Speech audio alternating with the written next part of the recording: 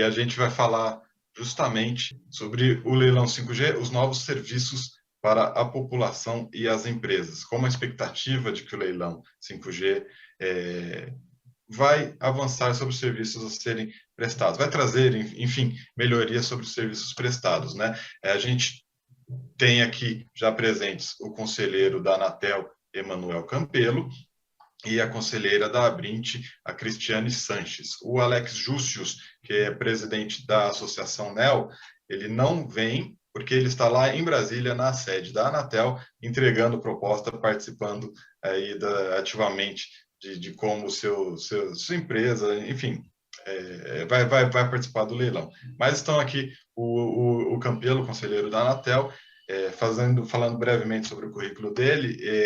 Emanuel Campelo de Souza Pereira é advogado, mediador e conselheiro da Anatel desde novembro de 2017. Ele é mestre em Direito pela Universidade Católica de Brasília e doutor em Direito pela Pontifícia Universidade Católica de São Paulo. Ele foi conselheiro Nacional de Justiça nos biênios de 2012, 2014 e 2014 a 2016.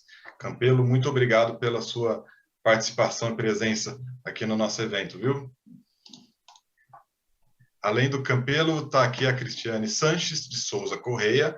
Ela é membro do Conselho de Administração da Abrint e do Conselho Consultivo do LAC ISP. Ela atua como diretora jurídica da Net Service e é sócia da área de TMT, Privacidade e Proteção, do Maneira Exija Advogados. Falei certo, Cristiane? O Exija? Não sei se falei Exija, enfim. Ela tem bacharelado. Obrigado. Ela tem bacharelado em Direito, especialização em Direito Empresarial, ambos pela Universidade de São Paulo.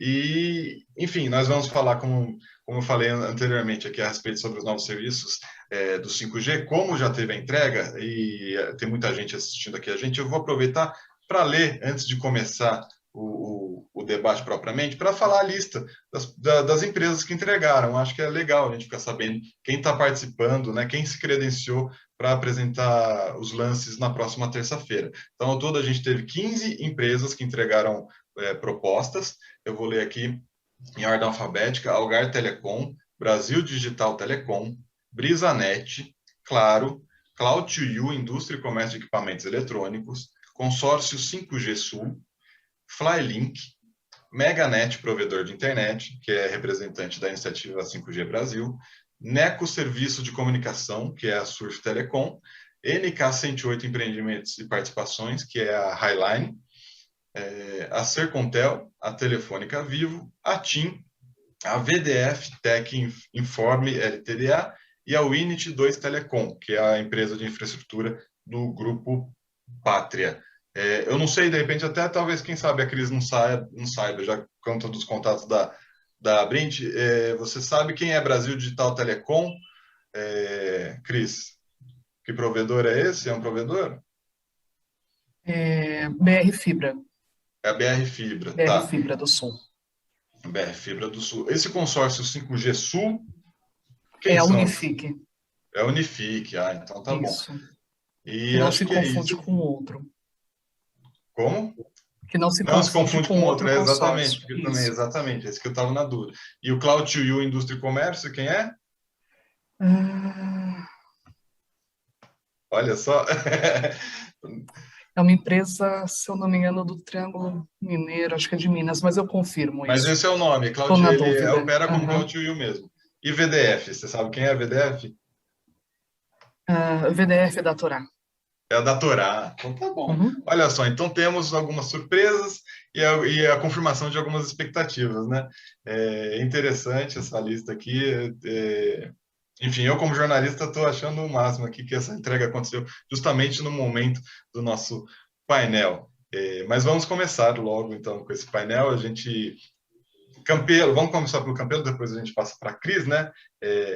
Campelo, eu vou te pegar um pouquinho de surpresa, mas fala assim, essa entrega das 15 propostas está dentro da expectativa que vocês da Anatel tinham para a realização desse leilão hoje, da entrega das propostas hoje? Rafael, bom dia, Cristiane, bom dia a todos que estão nos assistindo. Eu diria até que supera nossas expectativas, né? Nós tínhamos ali alguns nomes que nós esperávamos que participassem, mas era mera especulação. Eu acho que ninguém esperava que todos entrassem, né? Todos aqueles que se especulava, o que é muito positivo, né? A competitividade no leilão, ela é fundamental para que nós possamos dizer que o certame teve sucesso. Então, eu diria que superou, na medida em que todas aquelas especulações se concretizaram, né? A abertura das propostas, Rafael, só para a gente fazer um reparo, vai ser no dia 4, não vai ser na terça é feriado de finados. Então, dia 4 deve ter a abertura das propostas, acho que é quinta-feira, se me falha a memória. Então, eu diria que superou nossas expectativas, sim. Tá bom. Cris, você quer comentar sobre essa entrega das propostas? Para mim também superou as expectativas em termos de número de empresas. Eu acho que a gente tem uma participação bem variada aí. Com certeza vai ser uma boa disputa e é possível, sim, que haja ágio em alguns lotes, eu acredito. E só para complementar, sim, aquela outra empresa, não é do Triângulo Mineiro, ela é de São José dos Campos. É uma empresa com bastante história em equipamentos, em televisão por assinatura. É um fabricante e fornecedor de equipamentos bastante grande do estado de São Paulo. Você diz a quem? A Cloud2U, é isso? Isso. Uhum. Tá bom, e quais os lances? Pelo perfil aqui dessas 15 empresas que entregaram, a gente tem todos os lotes com proposta. Você está vendo isso, Cris? Sim, todos os lotes, especialmente a região do Paraná, né? Eu acredito que a região sul do país vai estar muito bem servida em termos de oportunidades. O Sudeste, Centro-Oeste é algo que meio que natural, pensando na composição aí dessas 15 empresas. E o Nordeste, a gente já tem digamos, um titular muito nítido, né?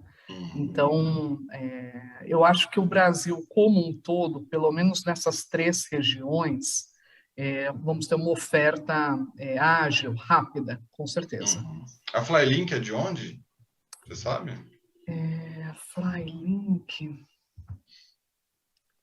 A Flylink é a do Triângulo Mineiro. Do Triângulo Mineiro, tá. Exato. Que pega várias cidades ali também do sul de Minas. Tá, não é um outro nome para empresas que estavam se consolidando recentemente, digamos assim. Não. A Flylink é Flylink mesmo. Ela é um provedor que atende toda essa região com fibra. Legal. Campelo, pelo que você está vendo, então, também tem todos os lotes aqui vão ter algum lance. É o que se espera, né? Eu acho que o que eu mais tinha receio quando a gente fez a relatoria era exatamente a gente ter lote deserto. Aparentemente, isso não vai acontecer, o que é muito bom. Tá bom. Bom, vamos abordar, então, os temas sobre as possibilidades aí de 5G durante o leilão. Talvez aqui, quem sabe, a Miriam consiga entrar ou não, depende ali da qualidade do sinal dela na Anatel, que ela também está na Anatel, assim como... Eu espero que esteja bom, né? Mas enquanto isso eu vou tocando, não tem problema se ela entrar, tenho aqui uma série de perguntas. Quem está nos assistindo também pode mandar perguntas à vontade para a Cris, para o Emanuel, que eu repasso aqui para eles, para a gente responder, tá? Vamos para o Emanuel, de que forma que a proposta de mudança do regulamento, já entrando direto, do Regulamento Geral de Frequência, lançado para consulta pública, pode alterar o número de concorrentes no leilão? Você acha que teve gente que entrou ou não entrou do leilão, justamente porque vocês lançaram aquela consulta pública que fala a respeito de mudanças no espectro que era destinado a, como eu vou dizer, era destinado a exército, a forças de segurança pública, né? Você acha que isso afastou alguém do leilão neste momento? Você acha que não? Não, eu acredito que não, Rafael. Como você bem observou, a proposta ela ainda está em consulta pública. Então, assim, precisamos, acho que nesse momento, colher as opiniões do setor antes de dar qualquer andamento ao projeto, né? O que se avalia no processo mencionado é a possibilidade de se atualizar a gestão do espectro às tendências internacionais, ampliando o espectro disponível a todos os serviços, especialmente no exemplo que você colocou, a proposta apresentada à sociedade sugere ampliar esse espectro disponível ao serviço móvel, na faixa de 700, e dedicar também uma faixa maior à segurança pública, na faixa de 850. Mas, como eu acabei de mencionar, essa é apenas uma proposta inicial, submetida à consulta pública, que pode ser alterada à luz das contribuições. Além disso, ainda que a mudança regulamentar seja efetivada, somente a partir de então se avaliará a conveniência ou a necessidade de realização de licitação. O que motiva a agência nesse tipo de iniciativa é sempre buscar com maior eficiência no uso do espectro, que é um recurso escasso, e o benefício que poderá ser auferido pelo usuário final dos serviços de telecomunicação. Então, assim, não dava para a gente sequer cogitar, até pela fase que está o processo, em incluir essas frequências nesse leilão, né? Assim, ainda que fosse do ponto de eficiência desejável, não era possível, né? Não fazia nenhum sentido a gente segurar um leilão desse tamanho, que já é o maior leilão da história da agência, em razão de pedaços da frequência de 700. Eu não acho que isso tenha sido um problema ou tenha afastado qualquer proponente, não. Falaram comigo, quando vocês aprovaram no Conselho Diretor da Anatel, acho que faz 2 semanas, né? 2 semanas, talvez um pouco mais, vocês aprovaram essa consulta pública no Conselho Diretor, aí falaram que assim, a ida ao leilão pelos lotes 700 teria um preço em função da quantidade de espectro. Isso, em teoria, o lote atual do leilão de 5G seria o último, e pela proposta de vocês, acaba surgindo mais um lote, ainda que menor, só de 10 MHz, né? Então, você discorda, não é bem por aí. Isso não muda a previsibilidade do leilão, das regras, nem é um espectro também que ficaria disponível tão cedo assim. Não. Até porque é o seguinte, a gente colocou em consulta uma proposta, né, que é exatamente... E para liberar esse restante da frequência de 700, a gente teria que deslocar essa parcela que é destinada à segurança pública para de 850. Vamos aqui falar de forma absolutamente hipotética. Vamos supor que não seja interessante ou se verifique com contribuição que não é interessante para a segurança pública que haja esse deslocamento. Não tem que se falar mais em leilão dessa faixa. Então, isso é exatamente isso que se quer debater. É claro que eu acho que o melhor dos mundos para o setor de telecomunicações seria ter disponível mais esse bloco, né? Mas a gente também ainda não sabe se será possível. Acho que é uma tentativa. Para isso também se colocou um bloco maior na faixa de 850 para se fazer uma competição, porque de fato a faixa de 700, o trade-off dela de capacidade e cobertura, ela é muito atrativo, né? Entendido, perfeitamente. Eu só não sei se eu deixei claro a questão, mas é que a questão não, perdão, só explicando para o nosso espectador, a última reunião da Anatel, o conselheiro Emanuel Campelo propôs uma consulta pública que é para revisar o uso de certas faixas de frequência, inclusive a faixa de frequência que hoje é usada por Exército e Forças de Segurança no Brasil, que é o comecinho ali da faixa de 700 MHz. Tá? Então, aí ele propôs ali colocar na consulta pública se esse pedacinho de 10 MHz, 5 mais 5 MHz, poderiam ser destinados no futuro, sem data prevista, depende da conclusão, como ele falou, da consulta pública, e aí passa por toda uma tramitação e análise técnica dentro da Anatel, e até chegar no Conselho Diretor, enfim, é algo que não é para já, né? Enfim, dependendo da conclusão de tudo isso, aí sim, essa frequência adicional aí de 700 MHz seria colocada ainda a licitação para o setor privado, e aí as forças de segurança que usam essas faixas seriam migradas para os 800 MHz, até com um pouquinho mais de espectro que tem atualmente, hoje em dia, né? Então, contextualizada essa minha pergunta, que eu entrei me atropelando, desculpem vocês, eu vou passar aqui para a Cris também, a pergunta que eu tenho para ela, deixa eu A minha lista de perguntas tinha o Alexa, que o Alex ficou lá na Anatel, então eu estou meio confuso aqui, gente, me perdoa. Então vamos lá, para a Cris. Enfim, na avaliação da Abrint, quais são as oportunidades e os riscos da nova tecnologia móvel 5G chegando ao país agora? Oi, Rafael. Vamos lá. Primeiro, é um prazer estar aqui com vocês, né? Agradecer também ao conselheiro Emanuel. É sempre um prazer estar junto, né? Para poder discutir esse assunto. Eu acho, na verdade, até pegando um pouquinho o gancho anterior, antes de entrar na sua pergunta, que a consulta pública dos 700 GHz, ela vem bem a calhar no sentido de que a gente está discutindo uma frequência nobre e baixa, né, do 5G. E eu acredito que aqueles 10 MHz específicos que a gente discute vai depender muito da evolução das próprias redes privadas. Então, é algo para deixar aí para o futuro, né, conforme for essa evolução. Agora, indo direto para a sua pergunta, eu acho que a resposta dela, ela vem da gente avaliar qual que foi a evolução, né, das redes móveis ao longo desses anos, né? E basicamente a gente sabe que hoje em dia nós estamos falando de quase 2 dispositivos móveis por pessoa no mundo. Isso é até um contrassenso, pensando que para 2025 a gente chegaria no mundo em 50% de conectividade. Então, como que, né? Essa é a pergunta. Como que a gente tem um volume de dispositivos móveis na ordem de 2 por pessoa e a gente tem num quadro mundial esse cenário da UIT de 50% ainda, né? Então, eu acho que, assim, o Brasil, ele está num andamento muito favorável, tanto com relação à mobilidade quanto com relação às redes fixas. Hoje a gente já fala em torno de 84% do Brasil conectado em rede fixa, o que é um número muito bom, perto dos outros países, mas a gente ainda tem um caminho aí a percorrer, né? Olhando um pouco esse histórico, a Anatel e o governo, de uma maneira geral, sempre teve políticas muito adequadas para a mobilidade.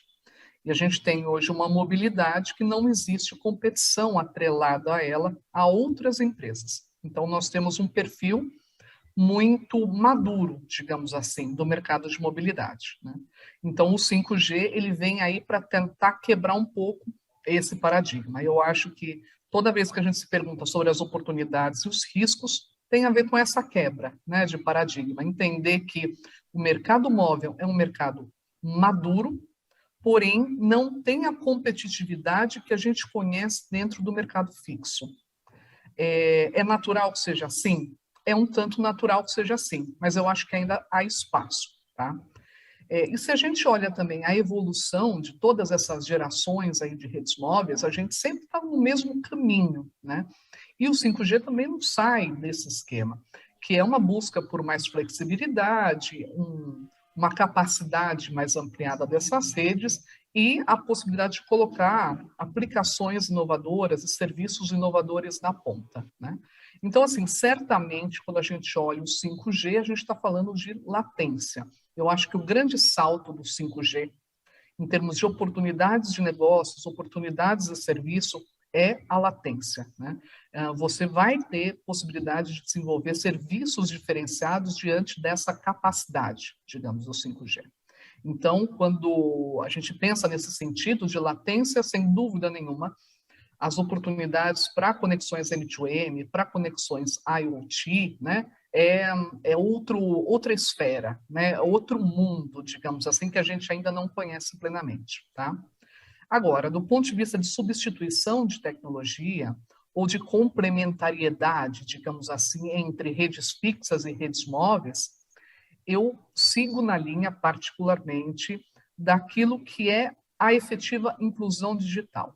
A rede móvel, ela tem um impacto muito grande com relação à nossa forma de se comunicar, né? Com relação ao perfil de tráfego, de vídeos, em que o usuário final, ele também gera tráfego. Na rede fixa é diferente. Na rede fixa a gente está, digamos, como um usuário que usa aquele conteúdo que está disponível. E o fato de usar esse conteúdo nos dá acesso, né, a outros tipos de serviço, a outros tipos de desenvolvimento humano, inclusive. Então, eu vejo particularmente a rede fixa nunca em substituição à móvel, de forma alguma, e muito mais na linha de que quanto mais educado e evoluído é aquele povo, digamos assim, aquele país, aquela nacionalidade, mais a rede fixa está atrelada à inclusão digital efetiva, tá? Então, assim, pensando que a gente já discute todos os riscos e oportunidades do 5G na UIT desde 2014, onde havia meio que as previsões, digamos assim, do que ia acontecer, né? A gente tem algumas situações que ainda não estão bem claras, bem resolvidas. Então, nós temos a situação da eficiência energética, né, nesses equipamentos, e também aquela capacidade de atender áreas remotas. Então, eu acho que talvez com uma próxima pergunta a gente possa voltar um pouco nisso, né? Em quais são as perspectivas, os riscos para que se faça do 5G também em prol do atendimento de áreas remotas, de áreas afastadas, né? Pelo que eu Então, estou entendendo, os ESPs, então, tem a oportunidade que não é apenas a telefonia móvel em si, mas tem vários serviços que podem ser atrelados, como rede privativa local, complementando um pouco a banda larga fixa, mas não necessariamente substituindo a banda larga fixa que eles já oferecem, né? Então, é isso. Exatamente. Tá bom. Perfeito. Eu vou fazer mais uma pergunta para o conselheiro, que é a respeito desse leilão. Aliás, chegou mais uma informação aqui, o consórcio 5G Sul, você falou Unifique, é um consórcio unindo a Copel e a Unifique. Então, temos aí essas duas empresas. Então, o Fundo Bordeaux é montado lá pelo investidor Nelson Tanuri, no fim entrou com a Sercontel e com esse consórcio 5G Sul, né? A Sercontel provavelmente é na área de concessão da Sercontel, e aí o consórcio está indo para todo o restante ali da área do sul, do Paraná, como você mencionou, né? Então, Campelo, a questão é, a sua expectativa é que não tenha sobra, todos os lances tenham ali um comprador, mas e se houver? Se houver uma sobra neste leilão de espectro, o que acontece? Bom, apesar da grande quantidade e variedade de recursos disponíveis nesse leilão, não se espera que haverá sobras de espectro. O mercado de telecomunicações no Brasil ele está em plena expansão e as tecnologias da informação e da comunicação estão cada vez mais presentes em nossas vidas, né? Então, como todos puderam experimentar nessa crise, inclusive sanitária, que vivenciamos atualmente. Caso não haja demanda por algum dos blocos ofertados, a Anatel deverá analisar as providências que tomará no caso específico. Após o leilão, ouvindo as considerações da área técnica, o Comitê de Uso do Espectro e de Órbita, de agentes do mercado, dentre outros atores. As ações da agência dependerão da quantidade de espectro disponível, do cenário competitivo e das demonstrações de interesses nas faixas, de modo que qualquer opinativo nesse momento seria muito prematuro. Mas, para complementar, vale lembrar inicialmente que inicialmente avaliou-se incluir na minuta de edital a possibilidade de posterior autorização direta de sobras, né, sem a licitação. Todavia, essa possibilidade não foi levada adiante em função do posicionamento trazido pelo TCU, que entendeu necessário cumprir o procedimento de chamamento público para esse fim, reforçando assim a necessidade de que a avaliação se dê após a conclusão da licitação. Mas, eu repito aqui, a nossa expectativa é que não tenhamos que lidar com esse cenário. Acho que esse seria o melhor dos mundos. E o cronograma para a implementação do 5G, assim, vocês vão ter que agir para garantir que até julho haverá os serviços nas capitais brasileiras? Considerando tudo que o 5G representa, Rafael, e a expectativa gerada na sociedade, eu acredito que haverá uma corrida intensa entre as prestadoras de serviço móvel para implantar as novas redes, a fim de que se possam utilizar como marketing propagandas como 5G puro, o primeiro 5G do Brasil, ou mesmo maior cobertura 5G. Por isso, acredito que as metas do edital não serão um problema para as proponentes vencedoras, O que precisamos garantir é que as faixas estejam disponíveis para uso. Então, quando eu apresentei minha análise sobre o edital ao colegiado, eu sugeri diversos aperfeiçoamentos aos prazos previstos no edital, justamente para garantir a viabilidade dessa meta. Essas adequações foram acolhidas pelos demais conselheiros, de modo que os prazos estabelecidos estão condizentes com o cronograma. Como todos sabem, os trabalhos de desocupação da faixa serão coordenados pelo GAISP, né, o grupo que será instituído para esse fim. Esse grupo será composto pela Anatel e pelo Ministério das Comunicações, além das empresas interessadas, e caberá a eles zelar pelo cumprimento dos prazos do edital. Estamos cientes de que é um prazo bastante desafiador, mas consideramos que é plenamente factível com base nas experiências recentes de outros países.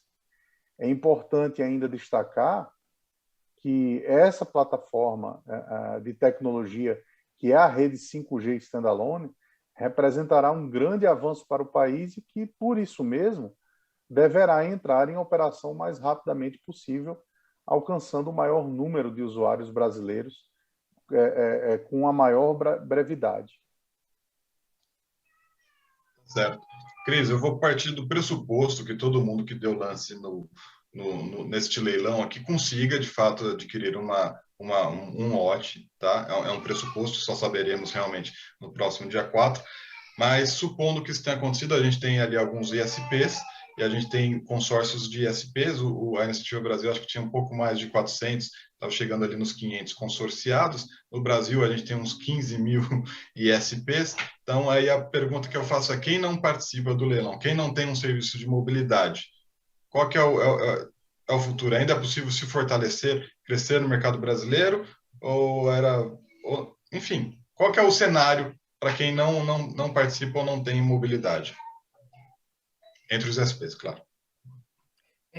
Eu vejo a sua pergunta como duas, na verdade, né? Uma coisa é aquela empresa, o provedor, que não participa do leilão. Então, ele não vai ter uma frequência do 5G.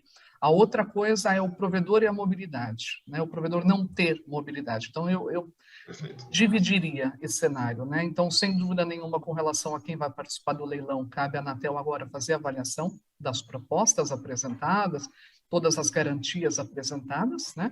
Agora, com relação ao provedor e à mobilidade, a questão realmente é outra e fica muito mais interessante.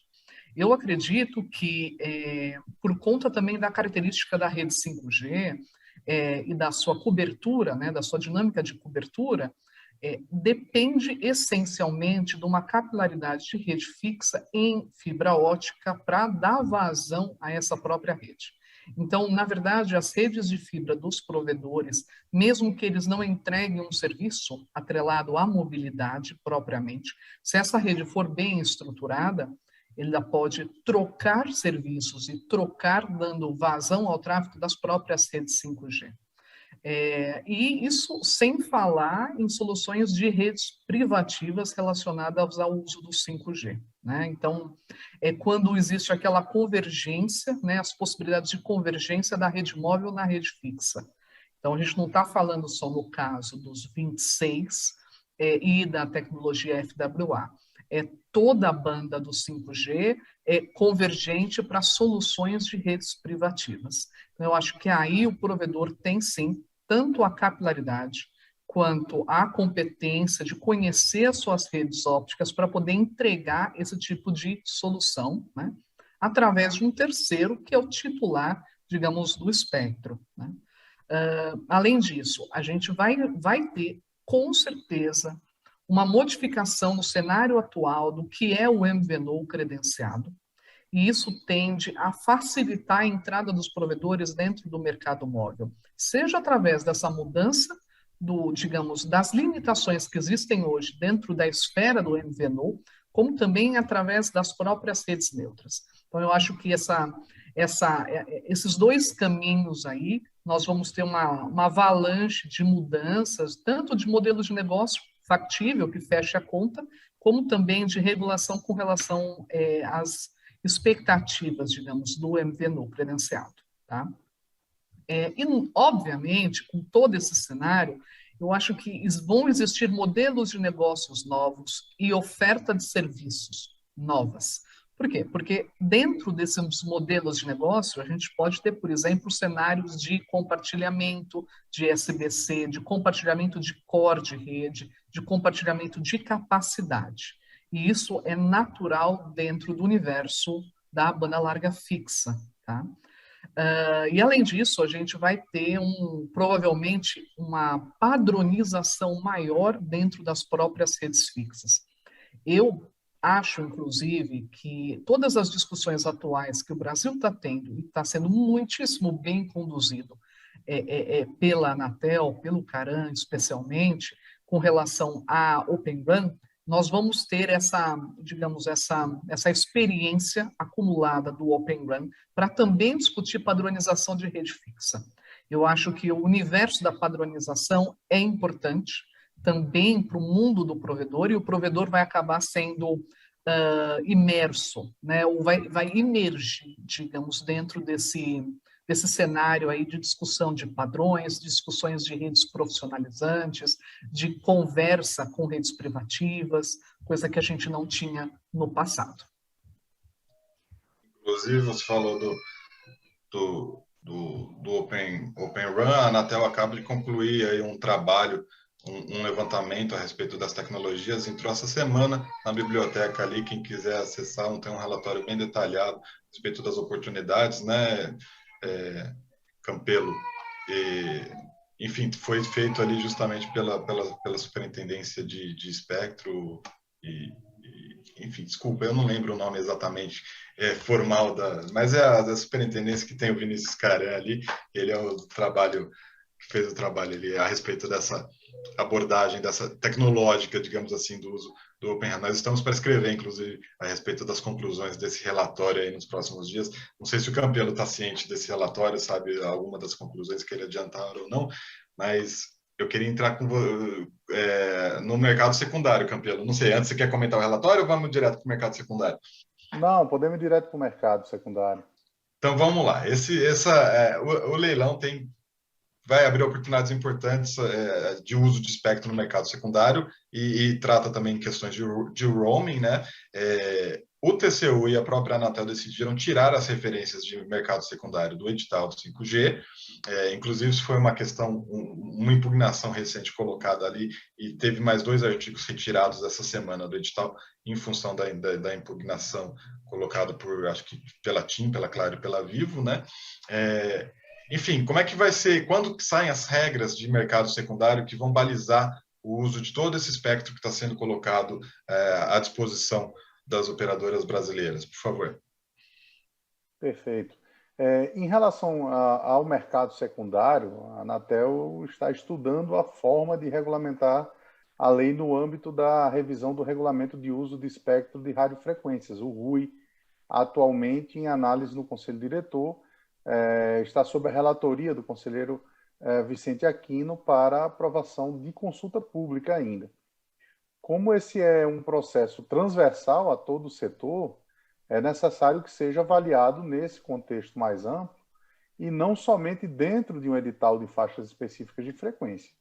Então, quanto ao roaming, também se trata de um assunto mais amplo que o edital, e algumas questões gerais estão sendo discutidas na revisão do Plano Geral de Metas de Competição, PGMC, que está em fase de análise de impacto regulatório na agência. Enquanto isso, valem as regras atuais, que permitem sistemáticas de compartilhamento de uso de espectro de radiofrequências por meio de acordos de exploração industrial e acordos de roaming. Recentemente, neste mesmo evento, o Ministério das Comunicações afirmou que estuda a introdução de política pública quanto ao roaming para o atendimento de usuários visitantes em estradas. Isso certamente representará um grande benefício para os usuários, que poderão contar com, no mínimo, a rede de 4ª geração em toda a extensão das nossas rodovias federais. Então, esse é o status que temos na Anatel sobre essas regras de mercado secundário e roaming. Essa é uma dúvida, aliás, né? O Arthur falou justamente isso no nosso primeiro... Minhas crianças estão chorando aqui, eu não sei se vocês conseguem ouvir, me perdoem se estiver vazando, tá? Faz parte. Faz parte do home office, né? Mas, enfim, o Arthur Coimbra, superintendente de telecomunicações, falou a respeito dessa política, sem dar muitos detalhes na segunda, aqui na abertura de Novatic. E aí eu queria entender um pouco, porque assim, no edital do 5G, existe ali uma cláusula que fala que tem que haver o roaming, né? Então, qual que seria o que essa política pública poderia agregar ao que está dito no edital do 5G? Você sabe, Campelo? Não, pelo que eu entendi, a política pública ela vai além do edital, né? Então, a intenção, imagino eu, do Ministério, assim, é muito delicado a gente entrar nesse assunto que está em discussão no Ministério, até porque é uma competência privativa deles. Mas o que eu compreendi é que eles pretendem criar uma política pública de forma nacionalizada e mais ampla. Então, acho que vai além desse edital. Então, eu acho que essa é a ideia que o Ministério está tendo. Acho que é ir exatamente além, já que verificado o problema nesse edital, então, ir um pouco além, né? Já que eu acho que boa parte dos problemas de conectividade, enfim, é sempre complicado falar isso, né? Mas eu acho que o Ministério ele já foi muito abrangente na última política pública que balizou esse edital. Então, de fato, eu acho que a ideia é começar a tentar preencher esses gaps pontuais que forem sendo verificados daqui em diante. Agora, pela agenda regulatória, até quando que tem que sair essas regras, ou estão previstas para sair essas regras de mercado secundário, hein? Eu não me lembro exatamente qual é o prazo da agenda regulatória desse regulamento do RUI, Buco. Realmente eu não me recordo.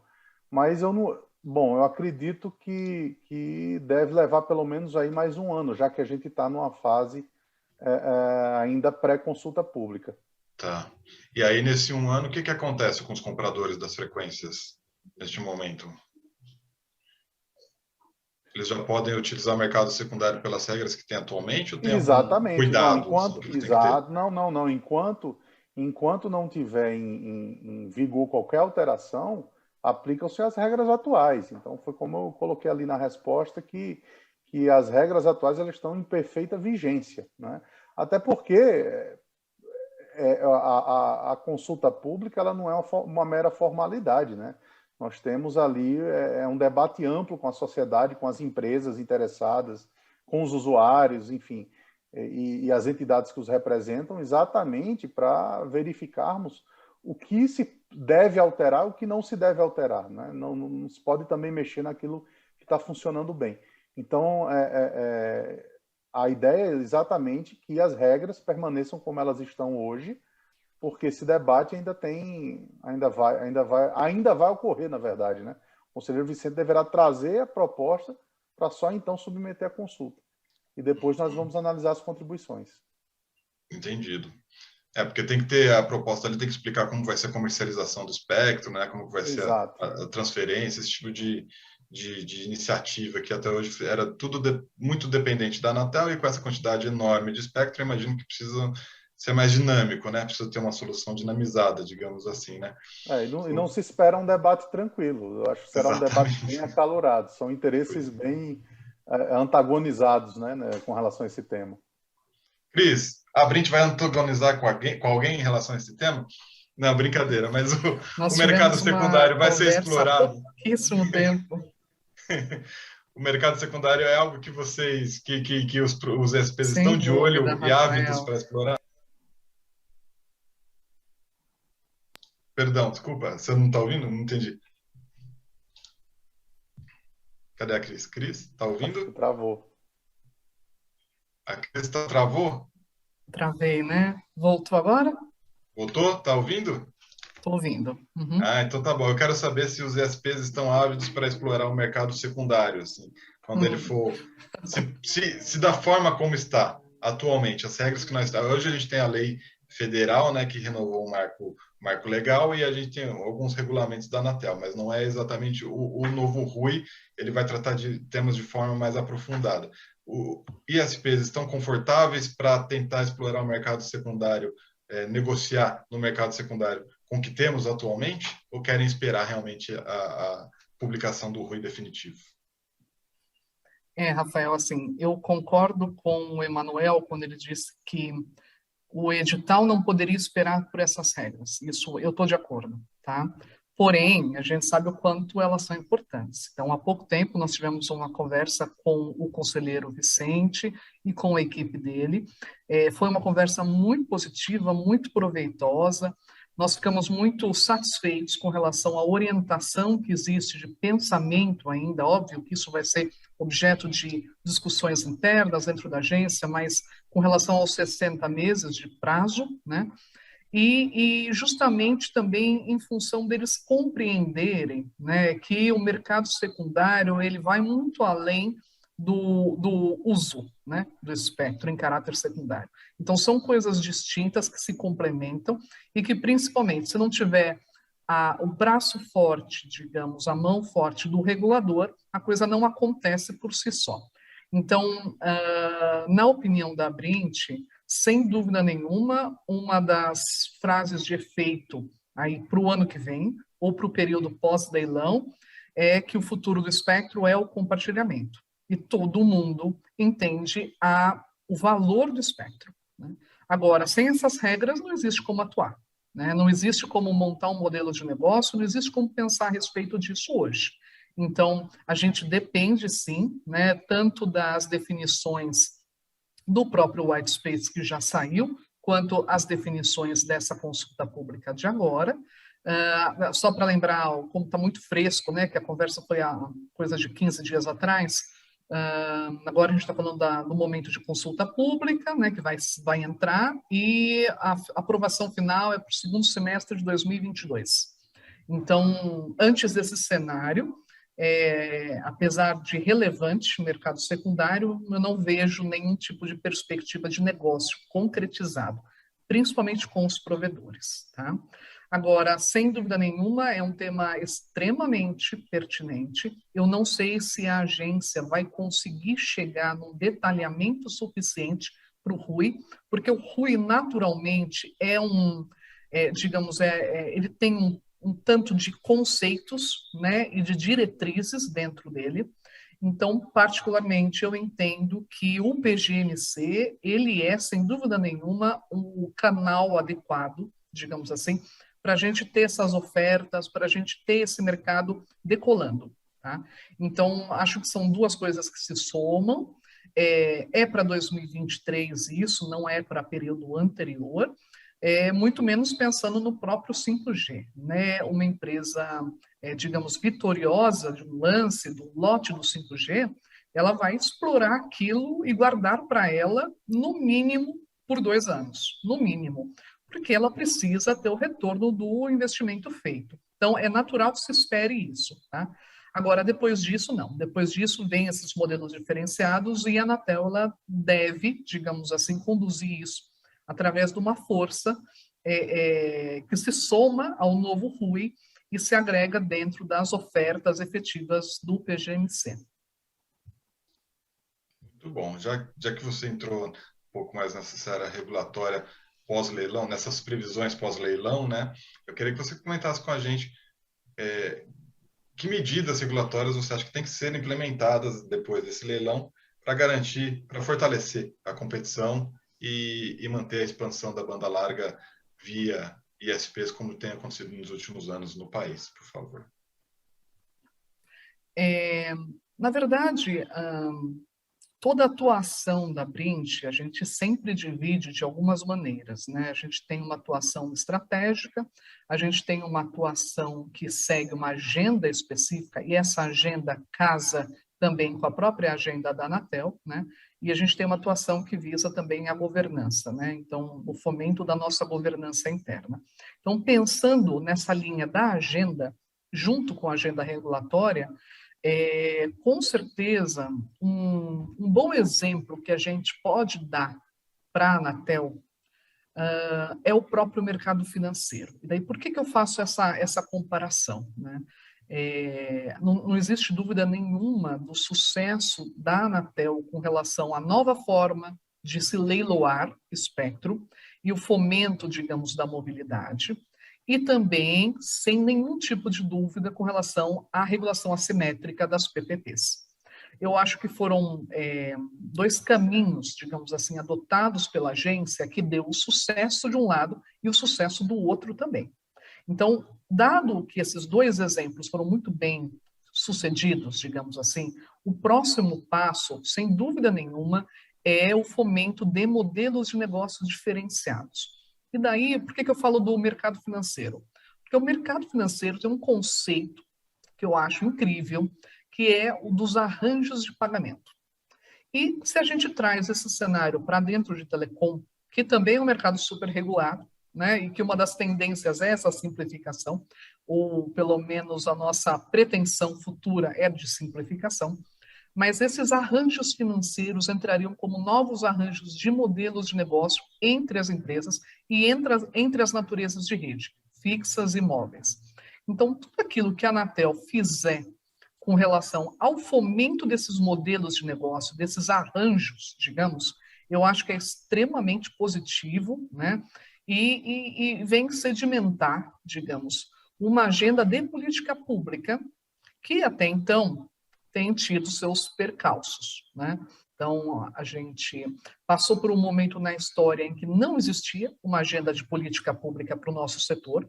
Hoje existe, inclusive foi objeto de diversas mudanças ao longo dos anos, né? O Brasil acho que é um dos países que mais teve política pública relacionada, mas aquilo ainda não se concretizou efetivamente. Então, para que isso aconteça, a gente tem que fazer uso, né, da capacidade, da competência da própria agência para poder fomentar esses arranjos.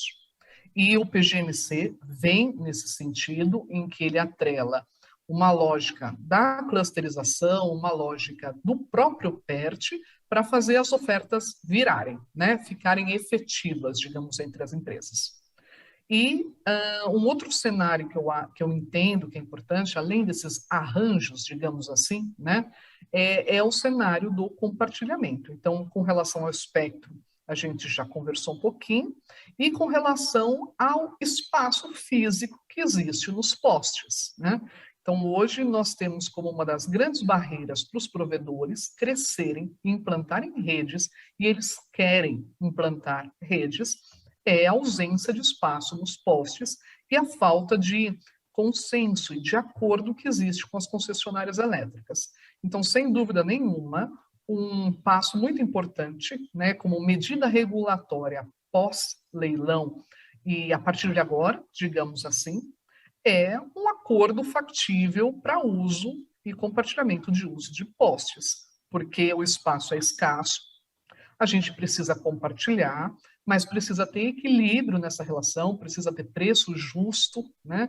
E algumas amarras técnicas hoje que existem não faz mais sentido existir. Então, um bom cenário, né, além da rediscussão da resolução conjunta, que a gente tem uma expectativa muito grande, é que a ABNT seja chamada a conversar, seja esclarecida, digamos, as mudanças de redes, o uso dos novos cabos, as novas tecnologias, que possa dar uma flexibilizada, digamos assim, naquilo que o poste sustenta.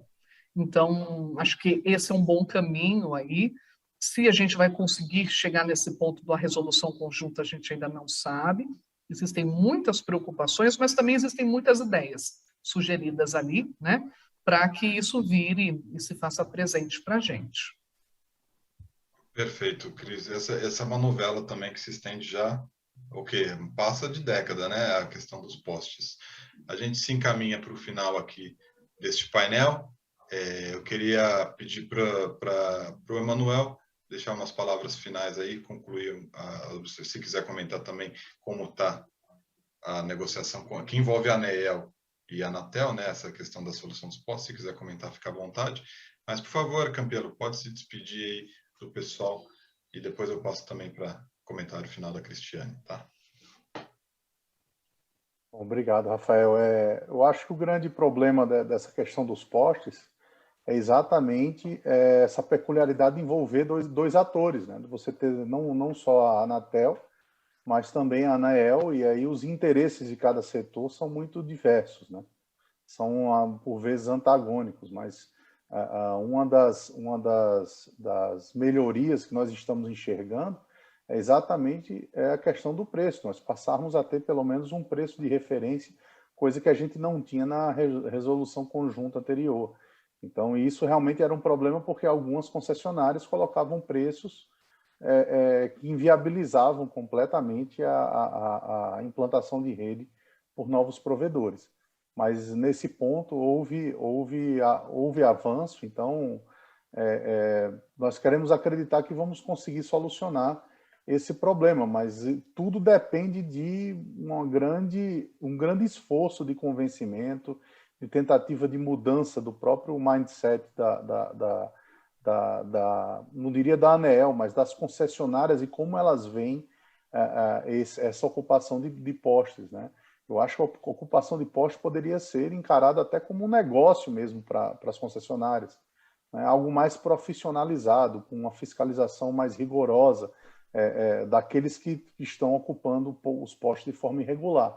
Então, eu vejo o futuro, né, para esse negócio, mas é algo que ainda tem uma dificuldade de ser internalizado entre as concessionárias. A ANEEL tem tido muito boa vontade, mas também encontra problemas exatamente entre os seus regulados.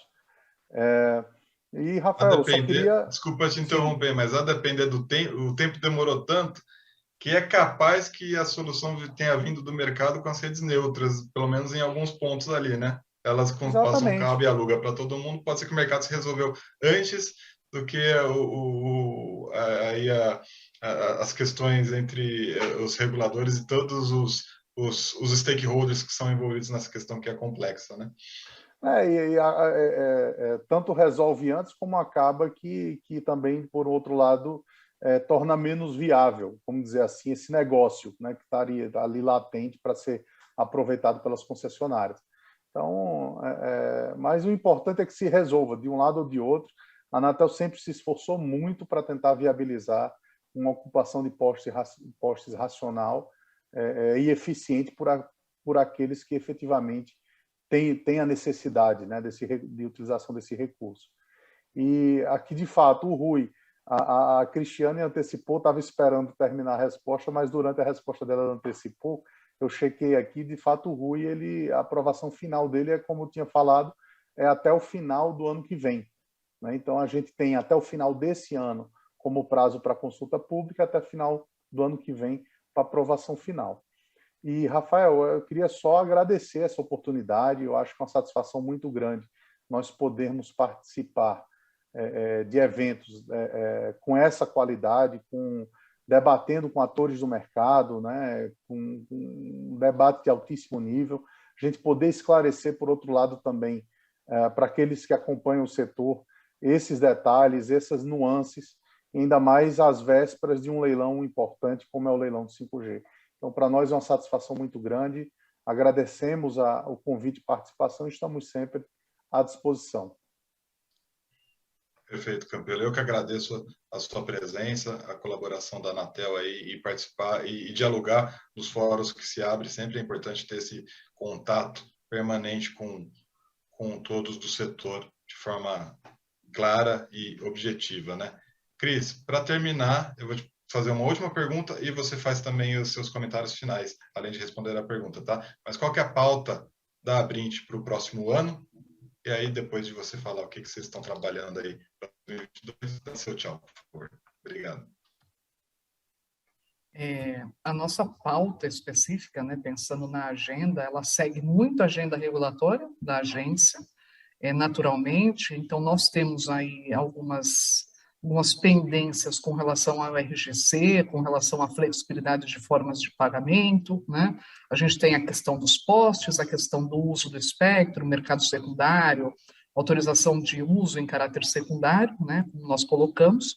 A gente também tem pautas relacionadas tanto à qualidade da oferição dos serviços, né? Então, pensando na implementação da nova lógica de qualidade da agência e também com relação às questões de cibersegurança, porque Uma coisa certa é que segurança de redes afeta a todos, né? Então, tem que ter um alinhamento aí entre a Anatel e todas as operadoras, independente do porte, tá? A gente vai ver, sem dúvida nenhuma, um amadurecimento diferenciado desse mercado móvel com o leilão do 5G, e essa competição que vai vir atrelado ao resultado, digamos, do leilão, é o que vai, digamos, mobilizar esses novos arranjos de negócio. Então, o que eu diria como recado final é a todos os provedores, a todos aqueles que estão assistindo a gente, né, é que nós temos hoje no país uma agência forte, uma agência competente que está atenta a esse cenário. Isso é algo extremamente positivo. Então, em relação a isso, é quase que um check de, digamos, de boas intenções e boas práticas, né? E do outro lado, a gente precisa ter as empresas empenhadas em continuar um bom trabalho, de continuar regularizando suas redes, de continuar ofertando serviço onde hoje não tem oferta ainda, para que a gente tenha esse número de quase 84% no país, a gente consiga chegar aí num nível internacional que seja exemplo para todo mundo. Tá? Então, acho que é uma mescla entre aquilo que se está relacionado à própria agenda da Anatel, mas também muito do empreendedorismo, muito da aptidão, digamos, de oferecer os serviços que os provedores têm. Então, em relação a esse último ponto, eu não tenho nenhuma dúvida que vão ser 2 próximos anos aí de sucesso. E quero agradecer, Rafael, aí a oportunidade de estar conversando novamente com vocês. É sempre muito bom. É um prazer também estar junto com o conselheiro Emanuel. E, quem sabe, uma próxima rodada a gente tem o pós-leilão, né? Vamos ter, sem dúvida nenhuma. A gente já está pensando aqui nas próximas lives, nos próximos eventos. Como a Miriam falou, já no começo do ano que vem já vai ter uma outra edição do Inovatic e já estão todos convidados aí, tá bom? Então, muito obrigado de novo, Cris. Muito obrigado, Emanuel, pela presença de vocês, pelos esclarecimentos. Achei que foram como é que eu vou dizer, cruciais para a gente domar as nossas expectativas aí para o próximo ano e a partir desse leilão 5G, né, que aparentemente vai ser um sucesso. Vamos ver agora se na semana que vem, na quinta-feira, todo mundo de fato dá lances competitivos e se haverá ágio ou não. Lembrando que ágio é uma coisa muito boa neste caso, porque se torna investimentos, né? Então, vai ser muito interessante ver o que vai acontecer. E, finalizando, a Miriam me deu a honra aqui de apresentar esse dia final aqui do Inovatic, então eu só tenho que agradecer todo mundo que apareceu aqui. Cris e Emanuel, fiquem à vontade para se desligar. Agora eu só vou encerrar aqui realmente. Obrigado a todos os nossos espectadores por terem participado ao longo de todo esse evento. Começou segunda-feira, a gente teve discussões áridas, regulatórias, a gente teve discussões comerciais, a gente teve discussões tributárias. Foi realmente um evento muito complexo, que acho que ajudou a dirimir muitas dúvidas para os ESPs, que estão, enfim, estão expandindo a fronteira da banda larga no Brasil, cada vez mais, cada vez de forma mais acelerada. Uma das notícias que saiu neste Inovatic, inclusive, foi de que os ESPs têm agido muito por conta própria, sem necessariamente os fundos estão indo para os grandes ESPs, para as grandes consolidações, e o que se viu justamente no credenciamento das empresas aqui no leilão, é que os ESPs foram com a cara e com a coragem, nem todo mundo foi com fundo por trás, não foi com capital próprio, enfim, então tá interessante de ver, tá um movimento realmente. 2021 é um ano surpreendente, a gente está tendo aí uma consolidação das redes neutras no fixo, e a depender do resultado desse leilão, a gente vai ter o surgimento de redes neutras também no móvel. É realmente um movimento histórico, eu acho, para as telecomunicações brasileiras, o que a gente está vivenciando neste momento, né? Dou os parabéns aí pela Anatel por organizar tudo, a Brint e aos ISPs por participarem e tocarem adiante esse movimento. E, novamente, obrigado aí para todos por participarem do Inovatic. Acessem o telesíntese.com.br, Lá a gente está noticiando todo o leilão, a gente noticiou todo o Inovatic e também temos os eventos periódicos acontecendo toda semana. Não deixem de acompanhar para ver quais são as novidades e quais serão os nossos convidados nas próximas lives e próximos grandes eventos. Enfim, gente, é isso. Muito obrigado pela atenção, pela participação de todos. Passar bem. Um grande abraço, viu?